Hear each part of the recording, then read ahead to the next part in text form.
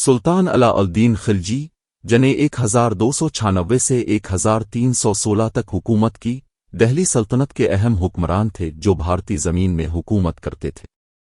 وہ اپنی فوج کی جیتوں کی کامیابیوں، انتظامی اصلاحات اور دہلی سلطنت کی علیحدگی کو بڑھانے میں اہم کردار ادا کرنے کے لیے جانے جاتے ہیں۔ سلطان علاء الدین خلجی اور پادموٹی کی کہانی کی تاریخی اور خصوصیات کے حوالے سے بات کرتے ہیں۔ سلطان علاء الدین خلجی فوجی کمپینز۔ علاء الدین خلجی اپنی کامیاب فوجی کمپینز کے لیے مشہور تھے۔ انہوں نے دہلی سلطنت کی علیحدگی کی سرحدیں وسعت دیں اور مختلف علاقے مثلاً گجرات، راجستھان اور جنوبی بھارت کے حصوں کو فتح کیا۔ ان کی سب سے مشہور فوجی کامیابی چتور گڑھ قلعے کا قبضہ کرنا تھا، جو پادموٹی کی کہانی سے منسلک ہے۔ انتظامی اصلاحات۔ علاء الدین خلجی نے کئی انتظامی اصلاحات منظم کیں۔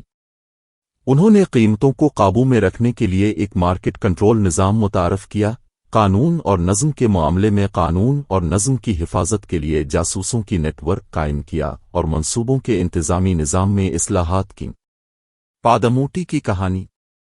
پادموٹی کی کہانی تاریخی حقائق نہیں بلکہ ایک داستانی کہانی ہے جو مختلف شاعروں کی شاعری، سسوہے اور بالی ووڈ فلموں کے ذریعے مشہور ہوئی ہے۔ یہ کہانی درج ذیل کے مطابق ہے۔ رانی پادموٹی۔ رانی پادموٹی میوار کے راجپوت راجا رتن سنگھ کی بیوٹیفل رانی تھیں۔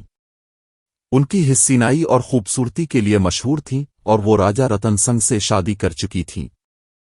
علاء الدین خلجی کا دیوانگی۔ کہانی میں علاء الدین خلجی کو پادموٹی کی خوبصورتی کی خبر سن کر اس پر دیوانگی چڑھ جاتی ہے۔ انہوں نے پادموٹی کو حاصل کرنے کے لیے چتور گڑھ کا قبضہ کرنے کی کوشش کی۔ جوہر، اپنے عزت کی حفاظت کرنے اور خود کو علاء الدین خلجی کے ہاتھوں میں نہ آنے سے بچانے کے لیے رانی پادموٹی جیسی راجپوت عورتیں جوہر کا عمل کرتی ہیں، جو عورتیں اپنی زندگی کی خود آتش زنی کر کے اپنے آپ کو محفوظ کرنے کے لیے کرتی ہیں۔ یاد رہے کہ پادموٹی کی کہانی ایک رومانوی کہانی ہے اور تاریخی حقائق کے ساتھ موافق نہیں ہوتی۔ علاء الدین خلجی تاریخی شخصیت تھے، لیکن ان کے پادموٹی کے ساتھ تعلق کی تفصیلات زیادہ تر افواہ اور خیالی ہیں۔ حال میں اس کے تازہ ترین وقلفہ کا مواد اور دہلی سلطنت کی تاریخی موقع کا مطالعہ کرنے کے لیے تعلیمی تاریخی مواد کو مشورہ کرنے کے لیے اسرائیل ہے۔